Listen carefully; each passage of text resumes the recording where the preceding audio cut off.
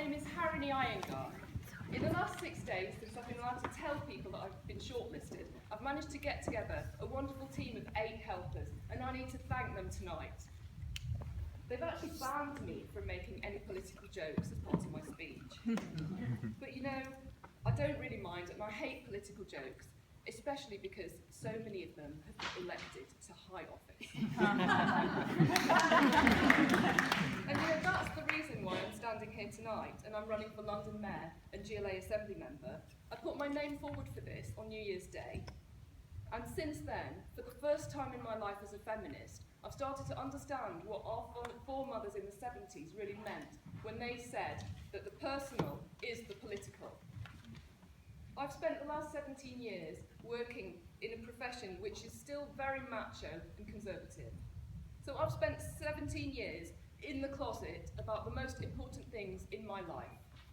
And as a straight person, I don't want to disrespect or trivialise the experience of coming out that gay people have. But I can actually relate to being in an invisible minority, because I've spent 16 years keeping private the fact that I'm a mother. I have spent 16 years keeping private the fact that I'm a single parent. And I have spent 16 years keeping private the important things in my heart, values about peace, love, family, and respect for Mother Earth. And now here I am running for public office, and I have had to make that choice to come out into the public sphere and expose all those really private and personal things to everybody. I'm a barrister, and I do cases about discrimination, sexual harassment, and equal pay. I'm on the steering committee of the Temple Women's Forum for Inner Temple. I mentor younger working mothers in the city through City Parents, and I blog, I publish articles, and I appear on the news quite often as a legal expert talking about equality issues. And so sometimes men ask me, do you secretly hate men? Because you do all these discrimination cases and you call yourself a feminist. Well, I love my 2 sons just as much as I love my daughter. And I love my dad just as much as I love my mum. And you know, I work very closely with an awful lot of men, and I respect them a lot. When people say that to me and I get a bit upset, then my mate says, what a stupid thing to say. Of course you don't hate men because you do discrimination cases. There are so many other reasons to hate men.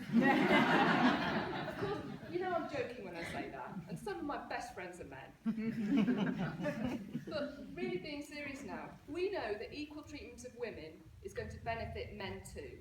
And actually, we in this party need the help of men if we're going to succeed.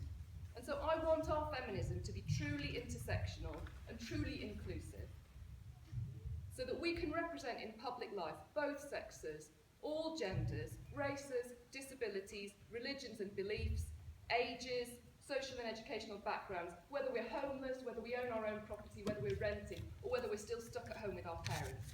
And I think we need to be brave now and bring the personal into the political sphere. So when I'm London Mayor, I want business to take ownership of equal pay and work-life balance issues, just like in the 19th century, issues of workers' health and safety stopped being the individual's problem and became the responsibility of the employer. I want a cultural change so working parents are valued as an asset to business. I want a change in the culture on the road. I want to see women and children cycling all over London in safety. And I want healthy and lawful air quality standards in my city.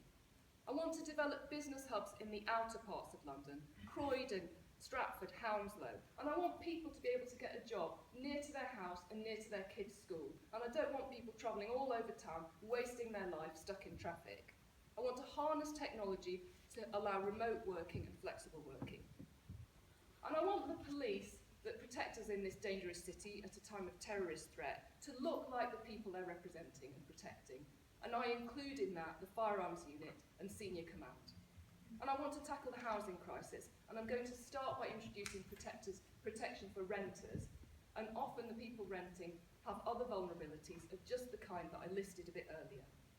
And I believe we're at the start of an incredible journey together, where we can finally bring the personal from our diverse experiences into the political, because for me and for us in the Women's Equality Party, the personal is the political.